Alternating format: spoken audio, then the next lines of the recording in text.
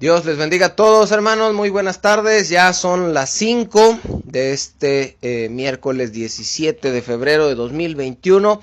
Estamos listos para estudiar y para compartir con todos ustedes este estudio de la palabra de Dios. Vamos a ver, hermanos, la parte 4 de esta serie que hemos venido llevando de estudios, titulados La Virgen María o la Virgen de Guadalupe.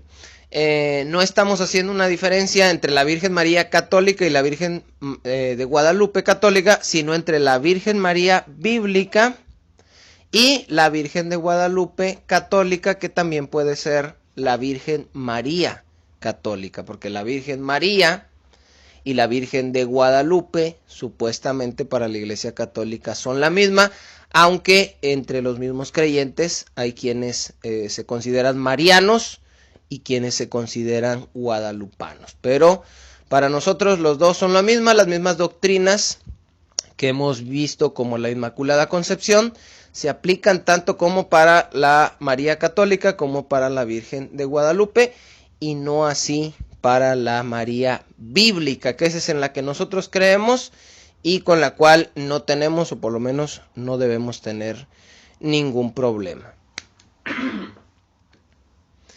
Vamos a leer, hermanos, ¿dónde nos quedamos? Lucas, capítulo 1, versículo 28. Acuérdense que hemos estado leyendo los versos 26 y 27. Y en el estudio pasado estudiamos lo que era la salutación del ángel Gabriel a la Virgen María, que es en el verso 28, y dice: y entrando el ángel en donde ella estaba, dijo: salve, muy favorecida, el Señor es contigo, bendita tú entre las mujeres. Vimos esta frase la semana pasada. Aquí rapidito les comento, hermanos, esta última parte, bendita tú entre las mujeres, no aparece en los manuscritos más antiguos. No es que yo se lo quiera quitar, ni que yo considere que no fue bendita entre las mujeres, claro que sí lo fue, pero incluso en la versión latinoamericana, que es una Biblia católica, no aparece. Usted la puede buscar y solo dice: salve, llena de gracia, el Señor es contigo. No dice bendita entre las mujeres. Dice el versículo 29, hermanos: mas ella, María, cuando le vio, se turbó por sus palabras y pensaba: ¿qué salutación sería esta? ¿Qué saludo es este? Y ella se espantó y tuvo temor al verle por sus palabras. Muchos a veces se nos dicen que se espantan cuando ven al ángel, pero aquí más que nada María nos dice que se turbó por sus palabras, porque el ángel estaba saludando a María con un saludo pues como si fuera alguien muy importante, que de hecho pues para Dios en su plan así fue. Pero ella, hermanos, cuando se turba y cuando dice: ¿por qué me saluda así? Este verso nos habla de la humildad de la verdadera María, la humildad de la María bíblica. Ella no se sintió digna de este saludo.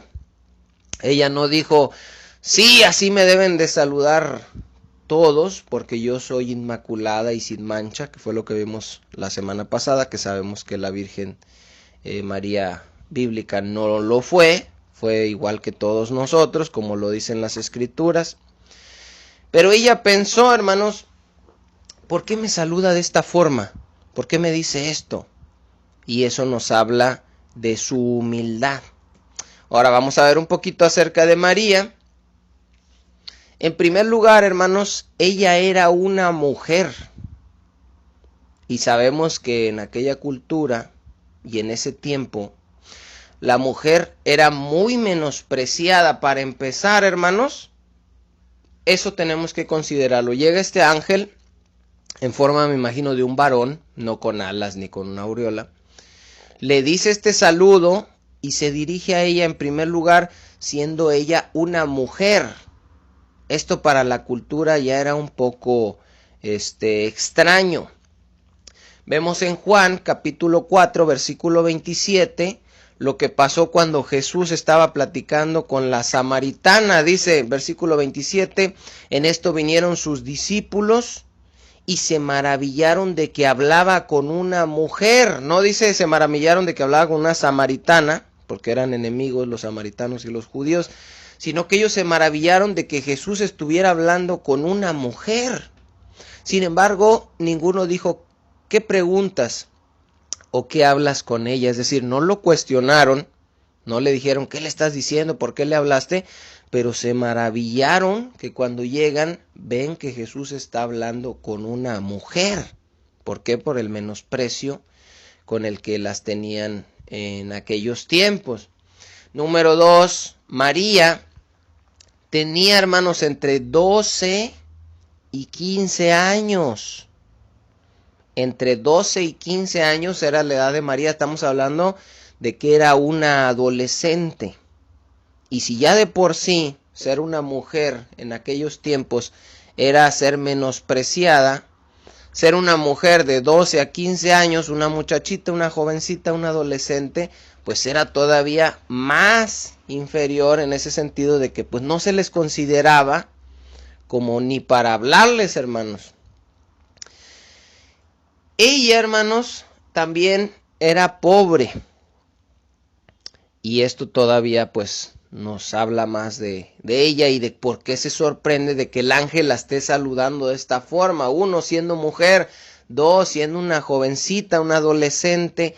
3, siendo pobre. Recordemos que estaba comprometida con José y José era carpintero, un trabajo digno, pero era un trabajo pues humilde. Y por si esto fuera poco, hermanos, ella vivía en Nazaret, que era un pueblo menospreciado, era un pueblo que de hecho ni se había mencionado en la Biblia hasta este momento. Todas estas características del lugar donde creció en Nazaret, del lugar humilde, siendo esposa del carpintero, las comparte Jesús, siendo el hijo del carpintero. Pero aquí ella, por ser mujer y adolescente, pobre y vivir en Nazaret, fíjese, vamos a ver en Juan capítulo 1, 45 y 46, fíjese bien, estamos hablando de Nazaret. Felipe halló a Natanael y le dijo, hemos hallado de aquel que escribió Moisés en la ley, así como los profetas, a Jesús, el hijo de José de Nazaret. Y fíjese lo que dice el 46, dice, Natanael le dijo, ¿de Nazaret puede salir algo de bueno? Y le dijo Felipe, ven y ve. Fíjese, Jesús también era menospreciado por el lugar donde creció. Era una aldea insignificante, era una aldea que no era considerada como algo bueno, de manera que Natanael dice, ¿de ahí puede salir algo bueno? Bueno, pues en ese lugar, hermanos, estaba María, un lugar insignificante, siendo pobre, siendo una mujer y una jovencita adolescente. Con todas esas características, hermanos, llega el ángel, forma de varón, y le dice, salve, muy favorecida, el Señor es contigo. Y ella se espanta y dice, ¿por qué me saluda así? ¿Por qué me está diciendo estas palabras?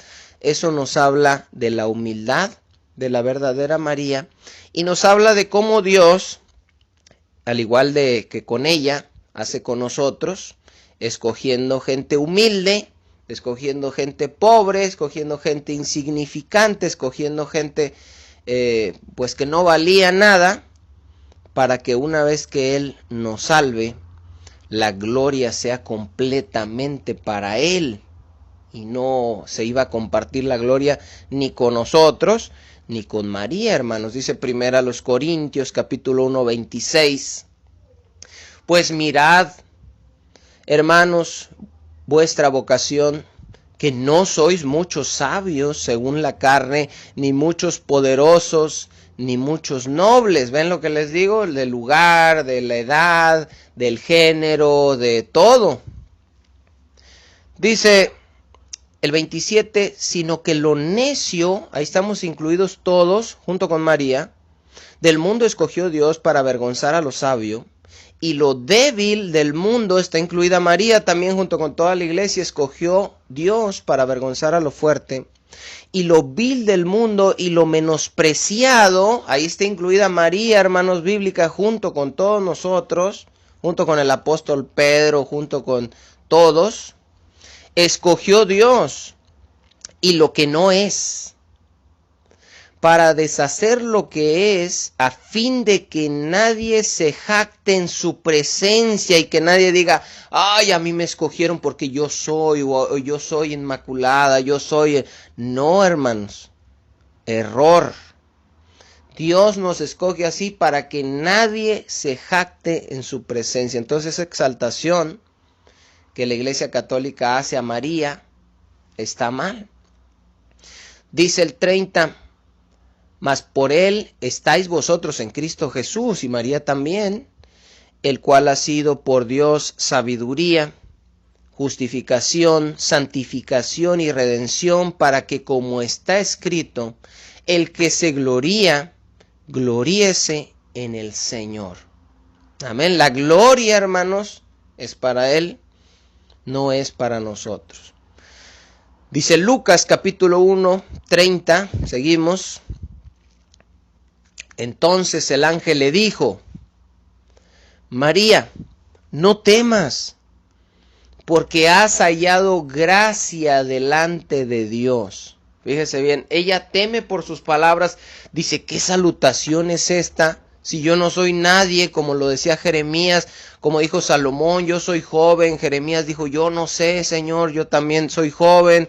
Y ella teme y dice, ¿y por qué me saluda con estas palabras?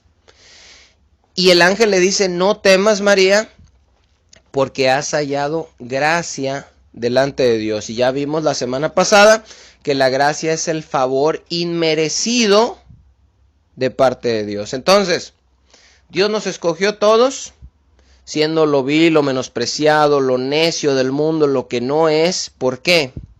Por gracia, por favor inmerecido. Y a María llega siendo mujer, siendo una jovencita, siendo de Nazaret y siendo pobre. ¿Y por qué la elige a ella? Por la misma gracia, hermanos. Favor inmerecido de Dios. El ángel le dice, porque has hallado gracia, no porque tú eres inmaculada y digna. No, son cosas bien diferentes, hermanos. Ahora, vamos a ver. ¿Por qué era necesario hallar gracia o favor inmerecido de Dios para no temer? Porque ella temía, ella temió y le dice, no temas, has hallado gracia. ¿Por qué es necesario hallar gracia? Para no temer. Bueno, aquí vamos a estudiar un poquito esto, hermanos, y es bien interesante la forma de cómo los judíos, de cómo el pueblo de Israel, hermanos, tenían un temor reverente de la presencia de Dios. ¿Por qué? Porque ellos sabían, ellos conocían y ellos entendían quién es Dios y quiénes somos nosotros. Y este conocimiento le hace falta a la iglesia, hermanos, en estos tiempos. ¿Quién es Dios y quiénes somos nosotros? Porque vemos de repente muchas cosas. Gente que truena los dedos casi a Dios diciendo esto, en esta hora vas a hacer esto, cuando yo diga, porque yo declaro, y mucha altanería, porque no se entiende, hermanos, quién es Dios, cosa que ellos sabían, por lo cual María tuvo temor cuando escuchó, el Señor es contigo. Dios, para el pueblo de Israel, y lo debe ser para nosotros, es el eterno, el todopoderoso, el santo, santo, santo, y nosotros somos pecadores. Ahora fíjese bien, vamos a ver qué significa esto de santo. En Éxodo capítulo 15, versículo 11, fíjese lo que dice Moisés. La santidad o el significado de santo, hermanos, si yo les pregunto ahorita a ustedes, ¿qué es santo? Podemos pensar que significa sin pecado. Y es parte del significado, pero no es el significado original. El significado original se refiere como cuando usted parte un pedazo de zanahoria lo parte y lo separa. Es algo apartado, es algo separado. Eso es lo que quiere decir originalmente la palabra santo. Cuando nosotros se nos dice sed santos, o que fuimos santificados, o que somos santos, está aplicando principalmente el sentido original de la palabra, refiriéndose a que fuimos separados, fuimos apartados. ¿Para qué? Para el servicio a Dios. Y una vez que fuimos separados, apartados, debemos ser diferentes a los demás. La iglesia debe ser diferente al mundo porque es santa, porque es apartada, porque es separada. Dios, hermanos, es santo, obviamente porque no hay pecado en él, pero él es santo porque es diferente a todo lo demás, hermanos. A todo y a todos. Dios es santo porque es completamente apartado de todos los aspectos de toda la creación. Y aquí vamos a ver unos versos. Éxodo 15 les decía, versículo 11, le dice Moisés, ¿quién como tú, oh Jehová, entre los dioses? Eso quiere decir que Él es santo, no necesariamente hablando de pecado, sino ¿quién como tú, Señor, entre los dioses? ¿Quién como Dios, hermanos? Solamente Él es santo. Que la muerte, que el diablo, que San Judas, que la Virgen, no, yo le voy a pedir a este, yo le pido al niño de las palomitas, yo le pido, ¿quién como tú? Dice Moisés. ¿Quién como Dios, hermanos? Pues muchos piensan que Dios es igual pedirle a Dios que pedirle a la Virgen, o pedirle a Dios que pedirle a San Judas, o pedirle a Dios que pedirle a la muerte, o pedirle a Dios que pedirle al diablo. No, hermanos, Dios es santo, completamente apartado y diferente y separado a todo lo demás. Dice, ¿quién como tú, magnífico en santidad? A eso se refiere, a lo separado que Él es, a lo inalcanzable, a que es el Altísimo, a que Él es el Todopoderoso, es el Creador, es el Omnipotente, es el Omnisciente, es el Omnipresente. Y por eso hay escrituras donde dice Dios, ¿a qué me asemejaráis? Dice Dios. ¿Con quién me comparas? Bueno, pues mucha gente en la Iglesia Católica comparan a Jesús con María, al Padre con María. Y dicen, no, yo no pienso que María es Dios, no, yo no pienso que... No, hacen juegos de palabras medio extraños. No la adoramos, la veneramos, simplemente ¿a quién le pides? Vamos a resumirlo así, ¿a quién le pides? No a quién veneras, no a quién adoras, no a quién le das culto, no a quién crees que es Dios, porque con todo eso hacen juego de palabras y engañan a la gente. No, vamos a dejarlo así, ¿a quién le pides? Yo solo le pido a Dios, hermanos. ¿Por qué solo le pido a Dios? Porque no hay otro como Él. En el momento que nuestra lista, donde tenemos gente que nos ayuda, a gente a la cual clamamos, ponemos a alguien más en esa lista aparte del Padre, aparte de Jesús, aparte del Espíritu Santo, que son uno mismo, lo estamos convirtiendo en un Dios y lo estamos poniendo a la par de Dios como si fueran iguales. No, hermanos, nos hace falta mucho conocimiento de Dios. No hay nadie como Él, hermanos. ¿Quién como tú, magnífico en santidad, terrible en maravillosas hazañas, hacedor de prodigios? ¿Quién, hermanos? Solo Él. Pero la gente luego pone en sus camionetas, a Él le pido, ella me cuida, ella me guarda. Tienen a la muerte, tienen a Jesús, tienen a María, tienen a... No son iguales, hermano. Hay solo uno, que es el poderoso, el creador, el infinito Dios eterno, y es nuestro Dios. No podemos poner en el cielo sentado al lado de Él a nadie. porque no hay nadie como Él. Dice primer libro de Samuel, capítulo 2, versículo 2, Ana dice estas palabras: no hay santo como Jehová, porque no hay ninguno fuera de ti, y no hay refugio como el Dios nuestro. ¿Se fija, hermanos? No hay donde usted se vaya a refugiar cuando le viene la necesidad, cuando le viene un problema, cuando le viene un dolor grande, una enfermedad, un algo. No hay donde se refugie usted más que en Dios.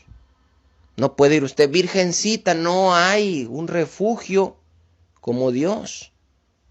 El Salmo 86, 8 dice: oh Señor, ninguno hay como tú entre los dioses, ni obras que igualen tus obras. ¿Quién hace obras semejantes a las de nuestro Dios, hermanos? ¿Quién abre el mar rojo? ¿Quién camina sobre el mar? ¿Quién resucita a los muertos? ¿Quién? María, hermanos.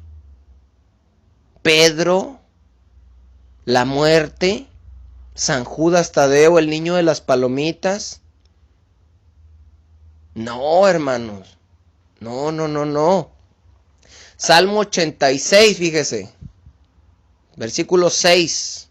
Esto es lo que significa ser santo, acuérdese. Ser diferente, ser apartado. A Él se le menciona esta palabra como único, como exaltado, como incomparable. A nosotros se nos menciona santos como separados, apartados para el servicio y la obediencia y el llevar gloria a Él. Para eso nos separó. Cuando un instrumento se separaba para el servicio del tabernáculo, hermanos, ese instrumento, esa vasija, esa cuchara, se convertía en algo santo. ¿Por qué? Porque la cuchara no pecaba, porque la vasija no pecaba. No, santo porque es separado. ¿Separado para qué? Para el servicio a Él. Cuchara, vasija, instrumentos. Así nosotros también somos santificados, somos separados, somos apartados como instrumentos para el servicio a Él y para su gloria, hermanos. Y en esa lista estamos todos y se incluye a María.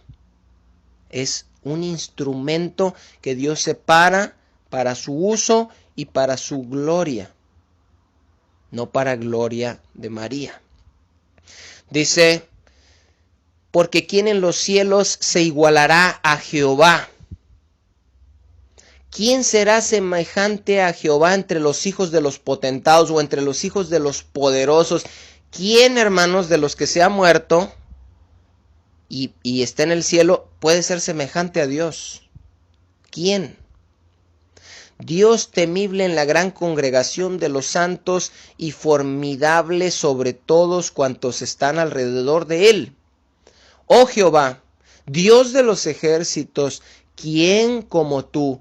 Poderoso eres, oh Jehová, y tu fidelidad te rodea. ¿Se fija? Es grande, es poderoso, es misericordioso, es bueno, es justo, es fiel, es santo, santo, santo. ¿A quién lo vamos a asemejar? Puede decir el pueblo católico: no, yo no lo asemejo a nadie. En el momento que le pides a otro, lo estás asemejando a Dios. Llámale culto, llámale veneración, adoración, idolatría. Pídele a alguien en tus oraciones, dirígete a alguien, pídele socorro, auxilio, clámale a alguien por ayuda en tus oraciones y lo estás haciendo semejante a Dios. No hay nadie, hermanos, semejante a nuestro Dios. Éxodo, fíjese, capítulo 19. Y estamos leyendo esto, hermanos, porque vemos que María tuvo temor. ¿Por qué? Porque ella conocía esto que yo les estoy diciendo.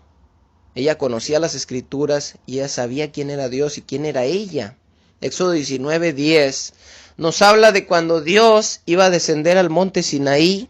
¿Se acuerdan en Éxodo 20 cuando se dan los 10 mandamientos? Dice el verso 10: y Jehová dijo a Moisés, fíjese bien, ve al pueblo y santifícalos hoy y mañana y laven sus vestidos y estén preparados para el día tercero, porque al tercer día Jehová descenderá a ojos de todo el pueblo sobre el monte de Sinaí. Y señalarás término al pueblo alrededor, diciendo: guardaos, no subáis al monte, no toquéis sus límites. Cualquiera que tocare el monte, de seguro morirá. No lo tocará mano, porque será apedreado o aseteado, sea animal o sea hombre, no vivirá. ¿Por qué, hermanos? ¿Por qué iba a descender Dios en el monte de Sinaí y no podían acercarse al monte y no podían tocar el monte porque se iban a morir? Porque Dios es santo, hermanos. Y nosotros somos pecadores. Dios es apartado, Dios es sublime, y nosotros somos criaturas, hermanos, que solo por gracia y misericordia podemos acercarnos a Él. El problema es que el pueblo judío tenía esta idea, por las escrituras, por el conocimiento de ellas, de quién era Dios, y la iglesia cristiana, hermanos, de nuestros tiempos, no conoce a Dios como ellos lo conocían y no le temen como ellos le temían, porque no saben a ciencia cierta bien y no entendemos quién es Él y quiénes somos nosotros, hermanos. Dice el verso 16: aconteció que al tercer día, cuando vino la mañana, vinieron truenos y relámpagos y espesa nube sobre el monte y sonido de bocina muy fuerte. Y se estremeció todo el pueblo que estaba en el campamento. Y Moisés sacó del campamento al pueblo para recibir a Dios y se detuvieron al pie del monte. ¿Se acuerdan? No podían subir.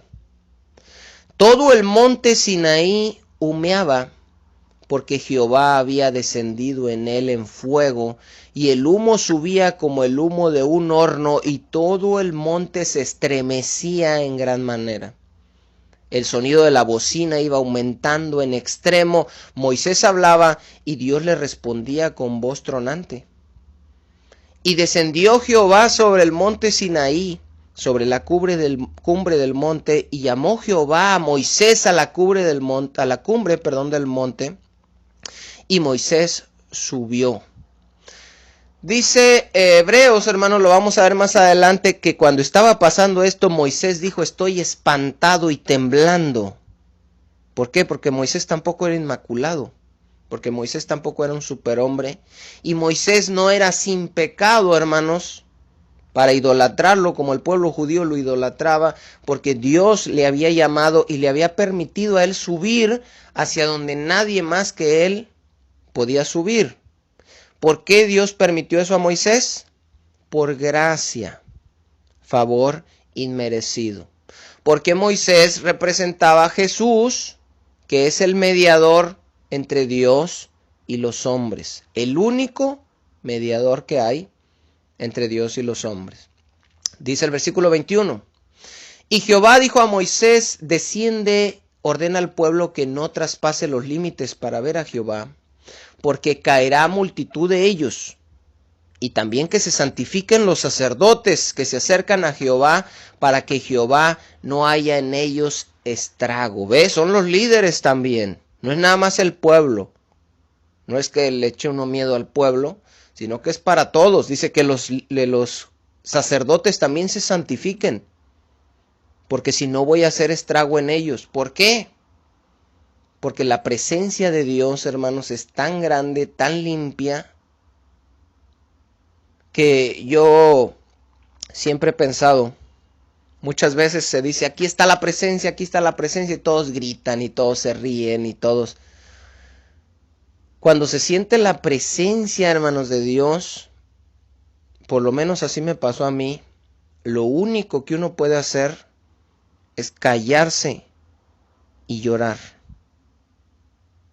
Porque sientes su pureza, sientes su limpieza, sientes tu inmundicia, hermanos. Cuando se acerca la presencia de Dios a tu vida, tú sientes quién es Él y quién eres tú. Y como dijo Job: de oídas te había oído, pero ahora mis ojos te ven. Una vez hablé, pero no voy a hablar más, me tapo la boca y me callo. porque no puedes estar haciendo otra cosa delante de la poderosa presencia de Dios. Dice el capítulo 20, ahí mismo del Éxodo, después de que se dan los 10 mandamientos, versículo 18, todo el pueblo observaba el estruendo y los relámpagos y el sonido de la bocina y el monte que humeaba, y viéndolo el pueblo temblaron y se pusieron de lejos. Ve, ahí estaba la presencia de Dios. Ahí estaba la presencia de Dios. ¿Y qué hizo el pueblo? Temblar y se puso de lejos, porque es algo majestuoso, hermanos. Es el creador del universo. Y dijeron a Moisés, habla tú con nosotros, y nosotros oiremos, pero no hable Dios con nosotros para que no muramos. Y respondió Moisés al pueblo, no temáis, porque para probaros vino Dios, y para que su temor esté delante de vosotros, para que no pequéis. Ahora fíjese bien, le dice Moisés, no teman, porque Dios vino para probarlos y para que su temor esté delante de vosotros. Ah, caray, pues no dicen no teman, y luego para que teman. ¿Cuál es aquí la diferencia? El primer temor de no teman se refiere al miedo que viene por la culpa y el peligro, que ellos sentían que se iban a morir por los rayos, por el fuego, por el humo, por el terremoto y por todo lo que estaba pasando. No teman, dice. Dios lo hizo para que ustedes teman, para que su temor esté delante de vosotros. Y el temor de Dios en nuestras vidas, hermanos, habla de una actitud de honra y reverencia que conduce al respeto y la obediencia. Debemos ser respetuosos y obedientes con Dios, porque le tememos, con un temor, no de miedo, sino un temor reverente, hermanos, que muchas veces la iglesia ha perdido. En Levítico capítulo 10, se mueren 2 hijos de Aarón. Aarón había sido escogido de la tribu de Leví y todos sus descendientes para que fueran los sacerdotes. Pero se acercan 2 hijos de Aarón, dice Levítico 10, Nadab y Abiú, hijos de Aarón, tomaron cada uno su incensario y pusieron en ellos fuego, sobre el cual pusieron incienso y ofrecieron delante de Jehová. Parece que no pasa nada, pero dice, fuego extraño que él nunca les mandó. Y salió fuego de delante de Jehová. Fíjese bien, hermanos. Y salió fuego de delante de Jehová y los quemó. Y murieron delante de Jehová a 2 hijos de Aarón, que él los había elegido para que ministraran delante de él, pero ellos hicieron cosas que no debían hacer. No podemos ahorita profundizar en la historia, y Dios los quemó y los mató. Y dice el versículo 3, fíjese, entonces dijo Moisés a Aarón, esto es lo que habló Jehová diciendo, en los que a mí se acercan me santificaré, y en presencia de todo el pueblo seré glorificado. Es decir, dice Dios, yo soy santo, yo soy apartado, yo soy sublime, soy majestuoso, soy el creador de todas las cosas, soy omnipotente, omnisciente, omnipresente, justo, fiel, santo, santo, santo. No puedes jugar con él, hermano.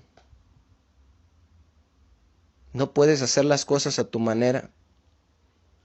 No puedes menospreciarlo, porque salió fuego y los mató a 2 hijos de Aarón, hermano de Moisés. Mucha gente, hermanos, yo he oído, hablándose de milagros, que Jesucristo es el mismo ayer, hoy y por los siglos. He escuchado eso hablándose de milagros. No, Dios lo hizo y lo puede volver a hacer. Bueno, vamos a aplicarlo a esto también.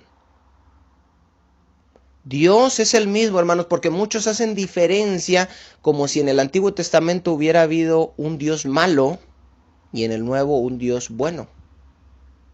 En el Antiguo un Dios que castigaba, que mataba, que quemaba, que fulminaba, y en el Nuevo uno que perdona y uno que... Y dice uno, a mí me gusta el Nuevo, a mí me gusta el Nuevo Testamento, me gusta Jesús. El Antiguo no lo leo, no me gusta, hay mucha muerte. Jesucristo es el mismo de ayer, de hoy y por los siglos, hermanos.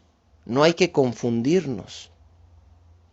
¿Por qué Cristo vino perdonador? ¿Por qué se cayó cuando lo insultaron? ¿Por qué permitió que le hicieran todo eso? Porque venía en un plan de redención. Iba a morir para pagar por nosotros. Pero cuando Él venga la segunda vez, hermanos, Él no viene dejado. Y Él no viene callado. Y Él no viene a perdonar. Viene a juzgar. Y viene a derramar su ira para todos los que no recibieron la salvación tan grande que se nos estaba ofreciendo por medio de su sangre. No hay que confundirnos, hermanos. Dios es el mismo. Este que mató a Nadab y Abiú, hijos de Aarón, es el mismo que en Hechos 5 mató a Ananías y a Zafira. No se quiere engañar pensando que son dioses diferentes. Dios no ha cambiado, hermanos. En el primer libro de Samuel, capítulo 6, versículo 19, dice que Dios mató a hombres que habían mirado en su arca, en un lugar que se llamaba Bet-Semes. Se habían asomado adentro del arca, hizo morir a 50,070 hombres. Dice, y lloró el pueblo porque Jehová lo había herido con tan gran mortandad. Y dijeron los de Bet-Semes, ¿quién podrá estar delante de el Dios santo? ¿Quién puede acercarse a él? Dice, nos acercamos, abrimos el arca para ver qué era lo que estaba ahí. Y murieron 50,070 hombres. Y acá se acercaron los hijos de Aarón con sus inciensos. Y Dios los quemó y los mató. ¿Por qué? Por irreverentes. Porque Dios es santo. Y porque el arca, hermanos, había dicho Dios que si alguien la tocaba se iba a morir. Dice el segundo libro de Samuel, capítulo 6. Se muere Usa. ¿Se acuerda? Si quiere apuntarlo, para no leer todos los versículos. Estaban trasladando el arca del pacto. Usa ve que el arca se anda cayendo y Usa estira la mano y toca el arca. Y dice, ¡ay, se anda cayendo el arca de Dios! Yo la voy a detener. Y la toca y se muere. Y David se pone triste.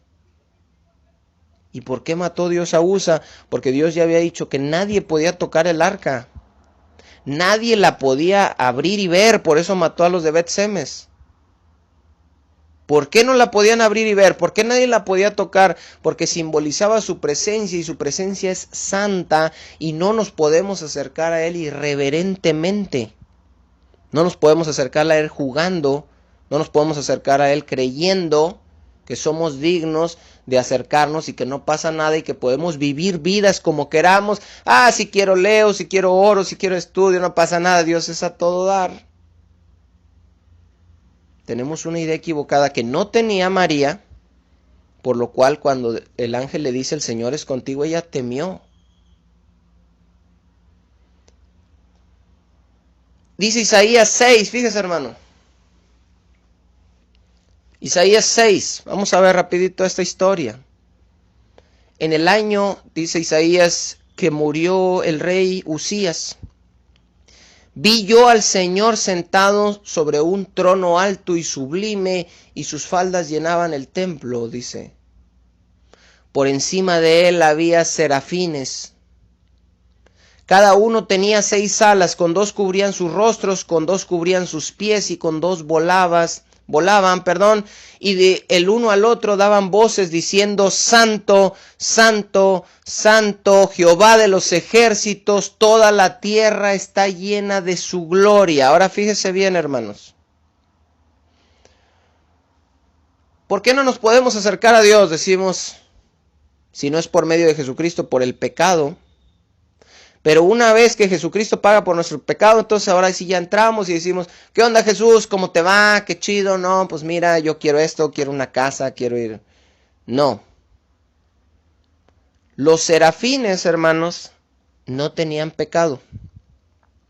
Los serafines no son pecadores como nosotros. Y aún así ellos eran humildes y reverentes, estando delante de la presencia de Dios, hermanos. Ellos sentían, a pesar de la majestuosidad que tienen estos seres, muy superiores al ser humano, ellos no eran dignos, hermanos, de ver su rostro ni de mostrar sus pies. Por eso, con 2 alas se cubren el rostro, siendo serafines, hermanos, y siendo sin pecados, delante de Dios se cubren el rostro con 2 alas y se cubren sus pies con otras 2 alas, porque saben delante de quién están.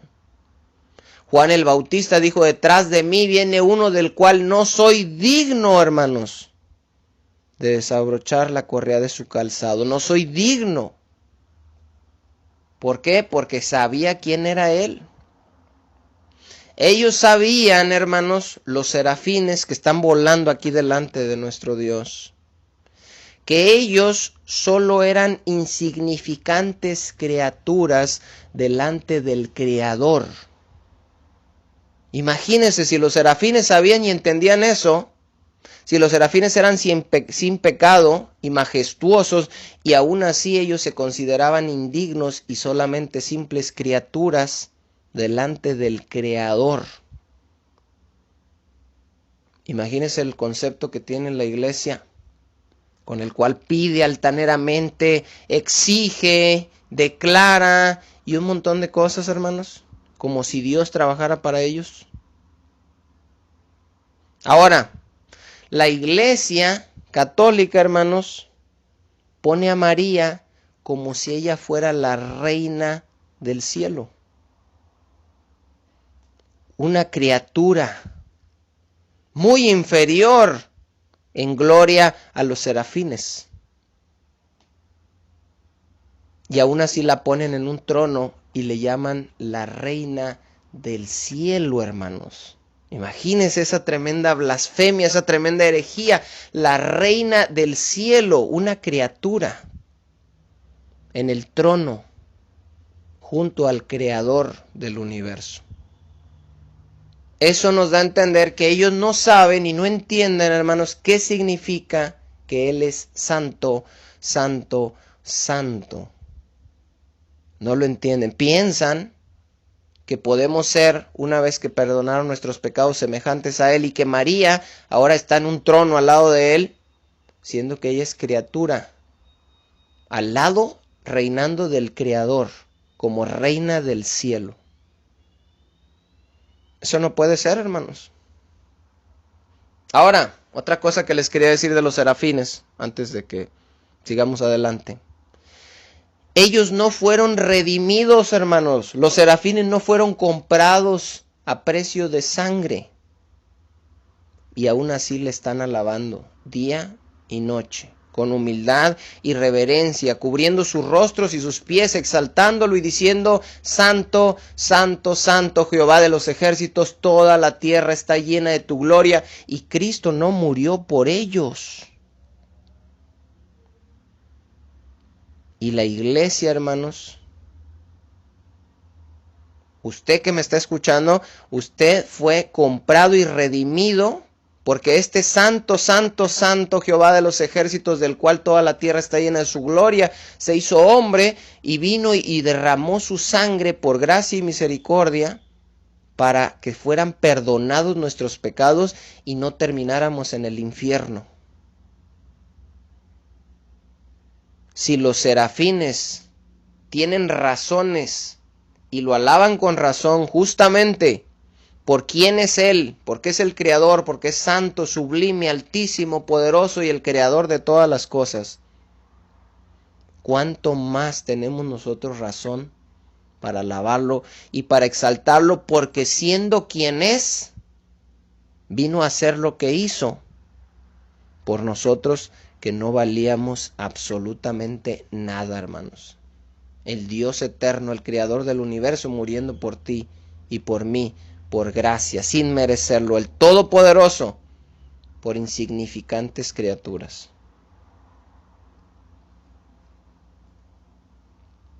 Los serafines no le están alabando porque los sanó. Los serafines no lo están alabando porque los prosperó en sus negocios.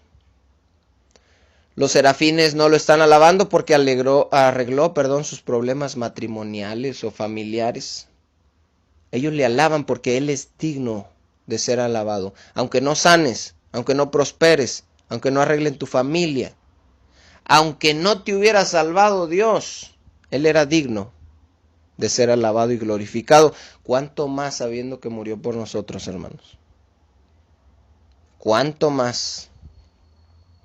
Cuando dice el verso 4, y los quiciales de las puertas se estremecieron con la voz del que clamaba y la casa se llenó de humo. Ahora fíjese bien lo que pasa con Isaías. Isaías no dijo, la presencia de Dios está en este lugar y un avivamiento y la. Y lo vi y voy a contarles en la congregación que vi ángeles y vi a Jesús. No, fíjese bien, y por eso María tuvo temor. Dice Isaías, entonces dije, ay de mí, que soy muerto, porque siendo hombre de labios inmundos y habitando en medio de pueblo que tiene labios inmundos, han visto mis ojos al Rey, a Jehová de los ejércitos. Y dice Isaías, ay de mí, no puede ser, dice, me voy a morir. Moisés, Dios le había dicho, no puedes ver mi rostro, porque cualquiera que vea mi rostro va a morir. Así de grande, así de alto, así de sublime es nuestro Dios. Isaías lo conocía, igual que María.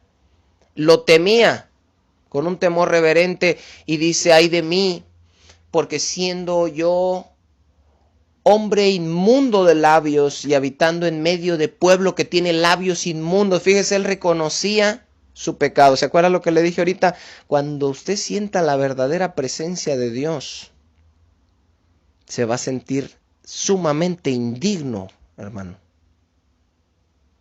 Usted va a saber que es la presencia de Dios cuando está ahí, cuando usted se sienta vil, pecador y que le ha fallado a Dios y que está jugando con las cosas santas.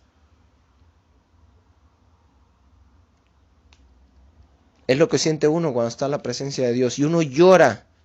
Y uno no se atreve llorando y agachado a voltear hacia arriba queriendo buscar su rostro porque uno está avergonzado, sintiendo, sin verlo, su santidad, su grandeza, su majestuosidad y nuestra inmundicia y miseria humana, hermanos. Isaías dice, yo tengo labios inmundos y habito en un pueblo de labios inmundos. Isaías era un hombre consagrado para Dios, hermanos. Isaías era un hombre que servía a Dios, pero delante de Dios Isaías no era nada. Nosotros podemos decir, yo soy pastor, yo soy líder en tal lado, yo hago esto, yo hago el otro, yo sirvo al Señor, pero delante de Dios no eres nada. Job, varón perfecto, temeroso de Dios, apartado del mal, ¿se acuerda? Y delante de Dios no era nada. María, hermanos, delante de Dios no es nada. Es igual a cualquiera de nosotros. Somos pueblo de labios inmundos. Y el que diga, no, yo no creo que tenga labios inmundos, es porque eres soberbio y piensas que no hay pecado en ti. Pero todos somos inmundos. Es como cuando el rey David dijo, en maldad me concibió. Es que era mala su mamá. No, está hablando de su naturaleza. Soy de labios inmundos. Es que Isaías, ¿sabe? Tenía doble vida, yo creo. No, hermanos, reconocía que era pecador igual que todos nosotros. Dice el versículo 6, y voló hacia mí uno de los serafines teniendo en su mano un carbón encendido tomado del altar con unas tenazas y tomando con él sobre mi boca. Dijo, he aquí que esto tocó tus labios y es quitada tu culpa y limpio tu pecado. Tuvo que ser limpiado su pecado para que él no muriera. Tuvo que recibir gracia para que él no muriera. Por eso le dijo el ángel a María, no temas, porque has recibido gracia delante de Dios, la misma que hemos recibido nosotros. Fíjese una historia de gracia. Esther capítulo 4, versículo 10 y 11.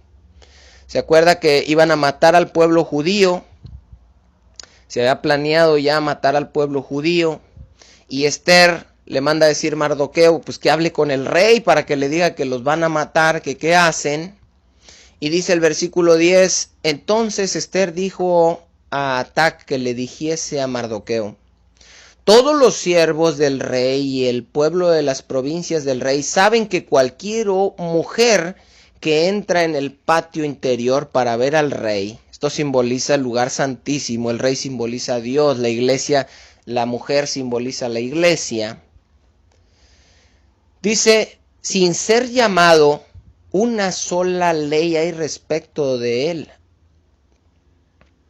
Ha de morir, salvo aquel a que el rey extendiera el reino de oro, el cual vivirá. Y yo no he sido llamada para ver al rey en estos 30 días. Es decir, dicen, ves, pídele ayuda al rey. Dice, hay una ley aquí que no se puede entrar a ver el rey. No puedes entrar al patio y verlo porque la ley dice que tú mueres. Esa era la misma ley que estaba para los sumos sacerdotes. Se les dijo a cualquiera que no fuera el sumo sacerdote que entrara en el lugar santísimo, fuera sacerdote, fuera lo que fuera, iba a morir. No podían acercarse a la presencia de Dios.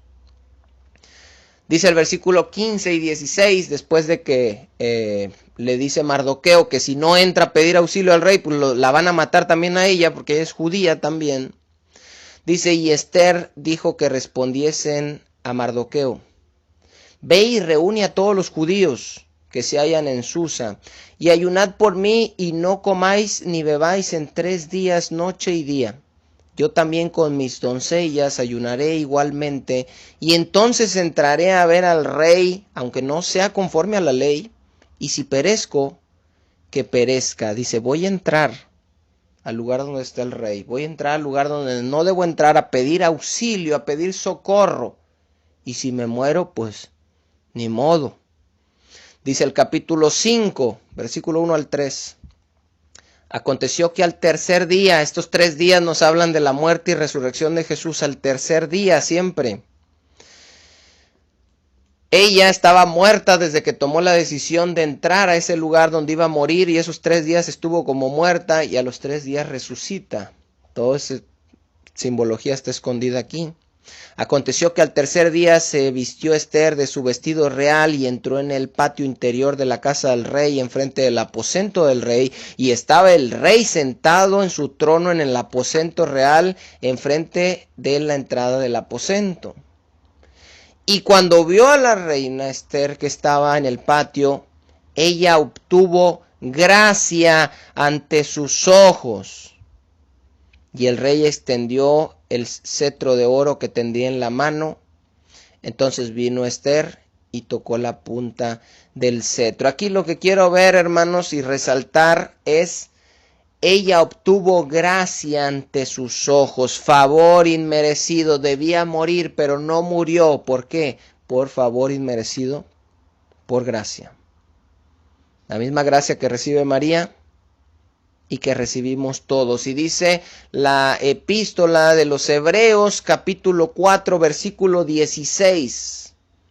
Acerquémonos, dice, pues confiadamente al trono de la gracia, para alcanzar misericordia y hallar gracia para el oportuno socorro. Dice, acerquémonos pues confiadamente, no confianzudamente, hermanos, es diferente.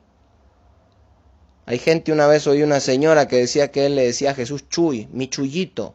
¿Cómo estás, Chuy? No es confianzudamente, es confiadamente.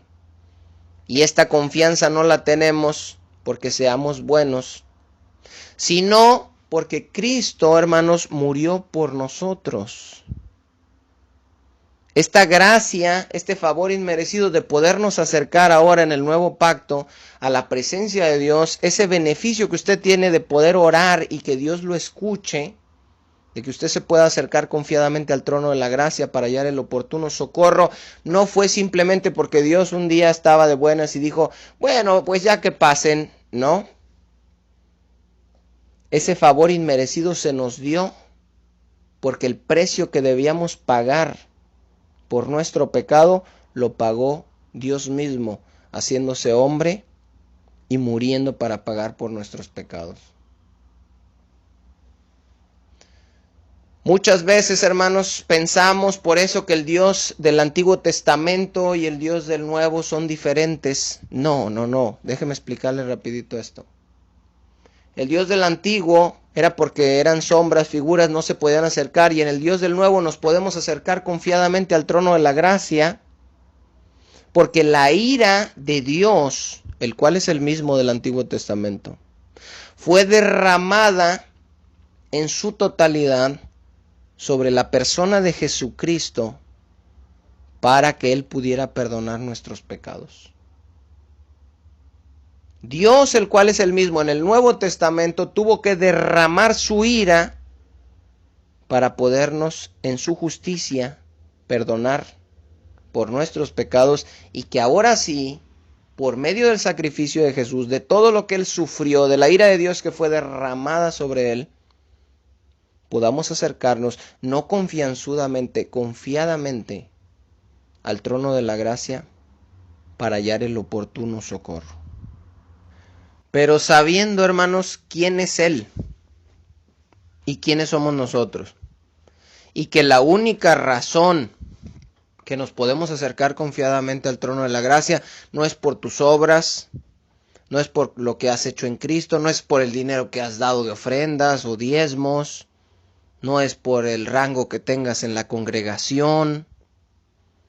La única razón por la que nos podemos acercar confiadamente al trono de la gracia es porque Jesucristo fue molido por nuestros pecados, destruido por nuestros pecados. ¿Por quién?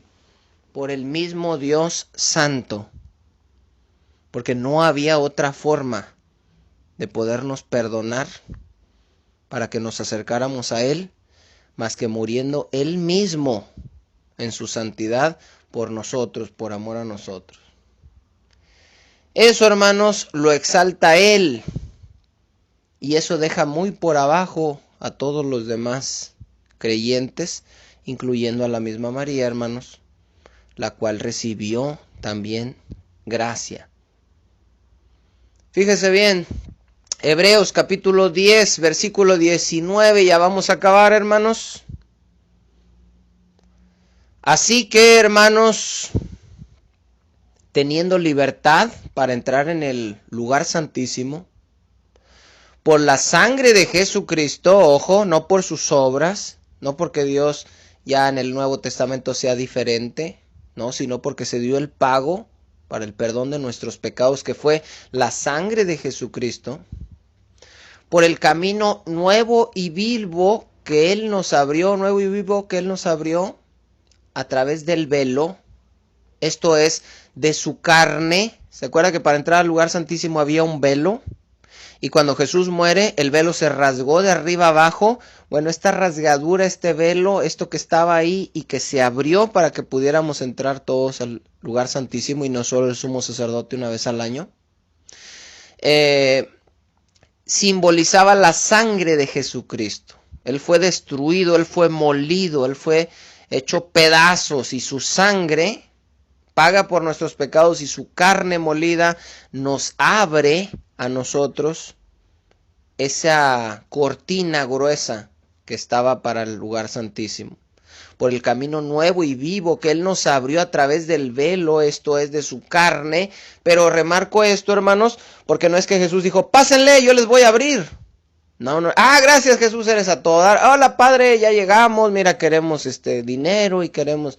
No, hermanos, lo que costó abrir eso fue su carne, fue su sangre, porque Dios es un Dios santo y no había otra forma de acercarnos a Él sin morir. Y teniendo un gran sacerdote sobre la casa de Dios, que es Jesús, no es algún pastor, algún obispo, algún líder religioso, acerquémonos con corazón sincero, en plena certidumbre de fe, purificados los corazones de mala conciencia y lavados los cuerpos con agua pura. Mantengamos firme sin fluctuar la profesión de nuestra esperanza, porque fiel es el que prometió. Y considerémonos, ojo con esto, hermanos, Ojo, no se me duerman porque ya se va a acabar, pero mucho ojo porque es la conclusión. Y considerémonos unos a otros para estimularnos al amor y a las buenas obras. No voy a dar más explicaciones, hermanos, para los que nos congregamos. Creo que es suficiente. Considerémonos unos a otros para estimularnos, para animarnos al amor y a las buenas obras, no dejando de congregarnos. Como algunos tienen por costumbre, y nosotros no nos estamos congregando, hermanos, por la pandemia, pero no es que no nos queramos congregar, como algunos tienen por costumbre y a lo mejor ni los audios oyen, sino exhortándonos, animándonos, y tanto más cuando veis que aquel día se acerca.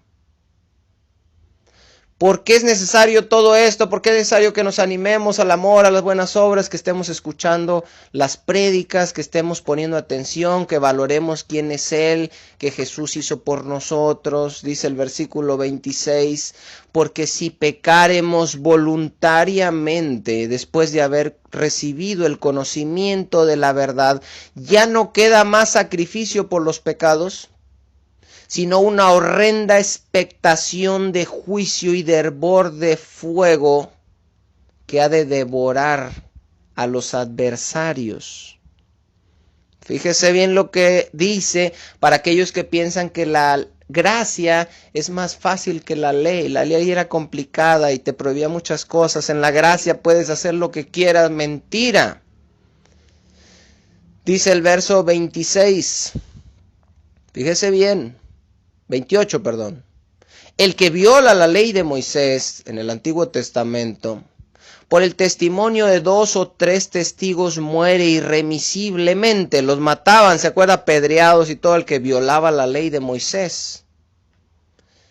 ¿Cuánto mayor castigo pensáis, ya no en la ley, en la gracia, hermanos, que merecerá el que pisoteare al Hijo de Dios y tuviere por inmunda la sangre del pacto en la cual fue santificado, e hiciere afrenta al Espíritu de gracia? Pues conocemos al que dijo, mía es la venganza, yo daré el pago, dice el Señor. Y otra vez el Señor juzgará a su pueblo. Y dice el verso 31, en el Nuevo Testamento, en la gracia, horrenda cosa es caer en las manos del Dios vivo. Horrenda cosa es caer en las manos del Dios vivo del Nuevo Testamento. ¿Quiénes van a caer en las manos del Dios vivo? Los que menosprecien el sacrificio de Jesús y los que sigan pecando voluntariamente, los que se desaniman, los que dejan de congregarse, los que no practican el amor ni las buenas obras que Dios nos mandó que anduviésemos en ellos. Hebreos capítulo 12, versículo 14. Ojo, hermanos, estamos bajo la gracia.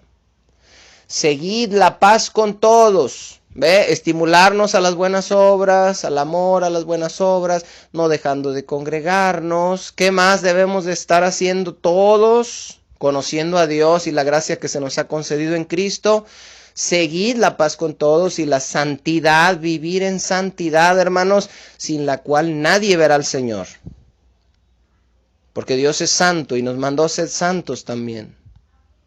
Dice, mirad bien, no sea que alguno deje de alcanzar la gracia de Dios. Ojo, que alguno deje de alcanzar la gracia que se nos ha dado, el favor inmerecido, que brotando alguna raíz de amargura, fíjese bien, si brota una raíz de amargura en su corazón, que se enojó contra alguien, que le agarró coraje, que ya no le habla, que lo hizo enojar y se me amarga, en lugar de darle gracia a esa persona y favor inmerecido como nosotros lo recibimos de Dios, que perdonemos así como Dios nos ha perdonado, que esta raíz de amargura os estorbe y por ella muchos sean contaminados. No sea que haya algún fornicario o profano como Esaú, que por una sola comida vendió su primogenitura.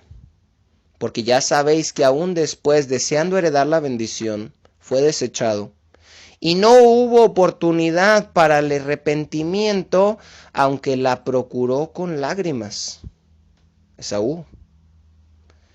Porque no os habéis acercado al monte que se podía palpar. Aquí está hablando del Antiguo Testamento, Éxodo 19. ¿Se acuerda el humo, el temblor, los truenos, los relámpagos, el fuego? Dice, ustedes no se acercaron al monte que se podía palpar. Y la gente dice, no, pues esto es diferente, eso estaba bien feo, esto es más fácil, esta es la gracia, la otra es la ley. Fíjese bien.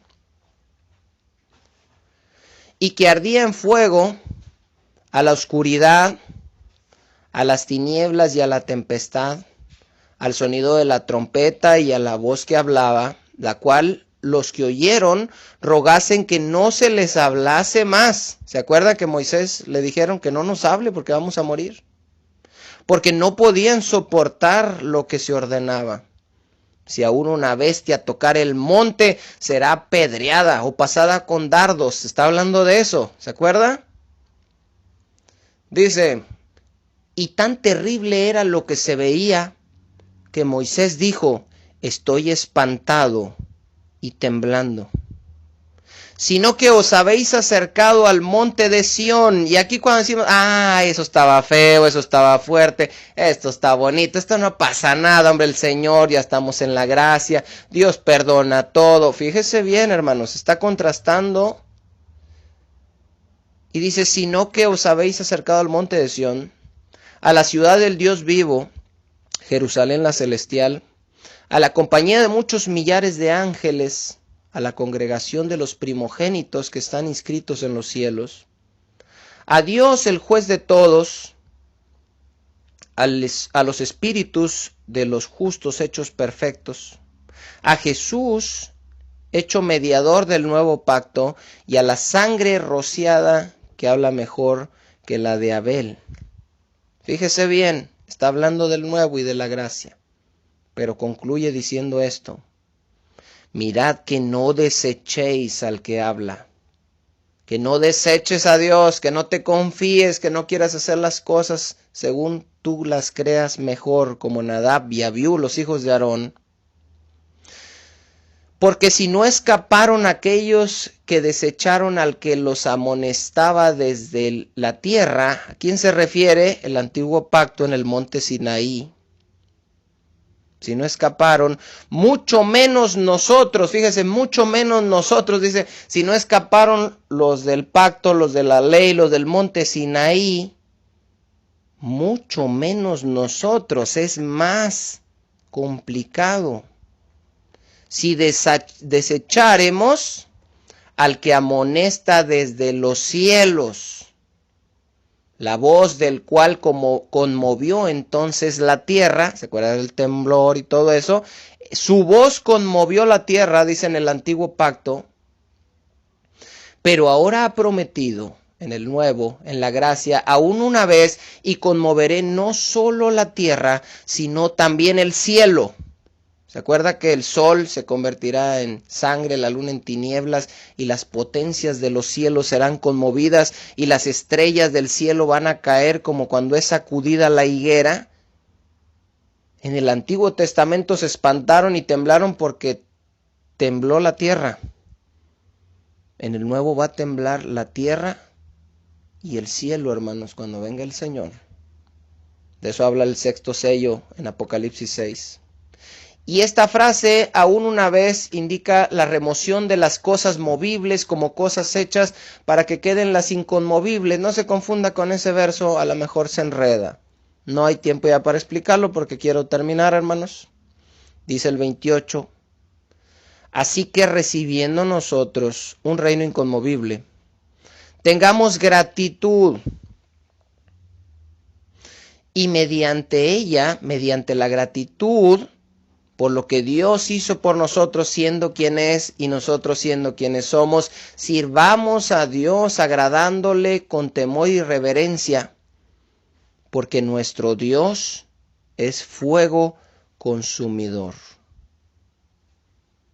Nuestro Dios, hermanos, no es Barney el dinosaurio, nuestro Dios no es Santa Claus, nuestro Dios es fuego consumidor, el mismo fuego que mató a Nadab y Abiú, los hijos de Aarón, en el antiguo pacto. Ese Dios que era fuego consumidor y que los consumió por haberse rebelado, que los consumió por haber hecho las cosas a su manera, que los consumió porque no lo glorificaron, no lo santificaron, se creyeron igual que Él, se creyeron dignos. Ese Dios del Antiguo Testamento es el mismo Dios de nosotros, del Nuevo Testamento. Es fuego consumidor, hermanos. Ese es nuestro Dios. Y me da mucho gusto poderles compartir esta palabra, hermanos. En primer lugar, pues porque estamos estudiando la grandísima diferencia entre María, para no ponerla al par de Dios como hace la Iglesia Católica. Y creo que con esto por lo menos debe quedar muy claro, hermanos. Pero nos sirve también esta palabra de parte de Dios para que conozcamos mejor a Dios. Para que en gratitud, sabiendo que es un Dios que no tenía necesidad de hacerlo, grande, justo, misericordioso, santo, fiel, todopoderoso, omnisciente, omnipresente, omnipotente, creador del cielo y de la tierra, de todo lo visible y lo invisible, puso sus ojos en ti. No voy a decir en nosotros ni en la iglesia. Puso sus ojos en ti. Y vino a morir por ti. Y fue golpeado por ti. Y se desangró crucificado en un madero, atravesado de sus pies y de sus manos, con su rostro desfigurado, semidesnudo, por ti, para darte de favor inmerecido la bendición de perdonar tus pecados y de que te puedas acercar confiadamente, no confianzuda, al trono de la gracia para aceptar el oportuno socorro y en agradecimiento vivir una vida agradándole, sirviéndole, temiéndole con un temor reverente, sabiendo quién es Él, y que únicamente no somos consumidos y muertos por su misericordia, por su gracia y porque derramó su ira sobre Jesucristo. Podamos conocerle mejor. Y este estudio no es para que usted le dé miedo y diga, entonces ya no voy a orar porque peligro salga fuego como Nadab y Abiú. No. Es para que se acerque, es para que ore, es para que le diga a Dios, gracias por lo que hiciste por mí, gracias porque me perdonaste, gracias porque por medio de Cristo puedo pasar, gracias por este favor inmerecido que tú nos has dado, gracias por la muerte de Jesús, gracias por habernos elegido desde antes de la fundación del mundo, gracias por todo, hermanos. Esa es la voluntad de Dios, que le demos gracias por todo y que reconozcamos su grandeza, su majestuosidad y no andemos jugando y no estemos pensando que Dios es poca cosa, hermanos, y que podemos jugar a que somos cristianos. Y que podemos jugar a que sí oímos las prédicas, y que podemos jugar a que sí hacemos, y sí perdonamos, y no nos amargamos, porque si nos descuidamos, no nos congregamos, no buscamos la paz con todos, brotan raíces de amargura en nuestros corazones, fornicamos y todo lo que la Biblia nos advierte que no debemos hacer. Entonces, no queda ya más sacrificio que hacer. Despreciamos la sangre, despreciamos a Cristo y ya no queda más que una horrenda expectación de juicio que ha de devorar a los adversarios, porque horrenda cosa es caer en las manos del Dios vivo, porque nuestro Dios es fuego consumidor. Ojalá, hermanos, y esta palabra nos sirva para reflexionar a todos, nos ayude a conocer más a Dios, a vivir agradecidos, a temerle, hermanos, porque acuérdense que dice Moisés, no teman, pero esto fue para que el temor estuviera delante de ustedes. Dios hizo todo eso para que el pueblo temiera y viviera en santidad. ¿Sabe qué pasó a los 40 días después de que pasó todo eso y el pueblo temió? Hicieron un becerro de oro. Y estaban bailando ahí alrededor de él, diciendo que ese becerro era Jehová que los había sacado de la tierra de Egipto. En este mensaje yo les digo, hermanos, no teman. No es para que se asusten, no es para que no se acerquen a Dios, es para que su temor esté delante de ustedes. Y ese temor que pueden tener ahorita en sus corazones por medio del Espíritu Santo, hermanos, les puede durar 5 minutos, 1 hora o 40 días y terminarse apartando otra vez de Dios, dejando de temerle y creyendo que puedes jugar. Al final de cuentas, como quiera, te dices cristiano y te vas a salvar. No nos engañemos, hermanos. Dios no puede ser burlado. Todo lo que el hombre sembrare, eso también segará. Ojalá, hermanos, que con este sermón el temor de Dios pueda estar delante de nosotros, de todos, de mí también. Y que ese temor dure siempre, hermanos, teniendo un corazón como lo tenía el rey David, conforme al corazón de Dios, sabiendo quién es Él en todo tiempo y quiénes somos nosotros. Dios me los bendiga a todos, hermanos. Nos vemos, si Dios quiere, en el próximo estudio. Gracias por estar escuchando esta palabra. Bendiciones para todos, están en nuestras oraciones. Si hay alguien que escuche por primera vez, nos quiere dejar un comentario, una pregunta, con todo gusto les podemos comentar ahí también o responder directamente a sus correos electrónicos. Alguna duda que tengan, hermanos, no lo sabemos todo, pero si podemos servir en algo a la iglesia, para la gloria de Dios lo haremos con todo gusto. Nos vemos, hermanos, primeramente Dios, en el siguiente estudio.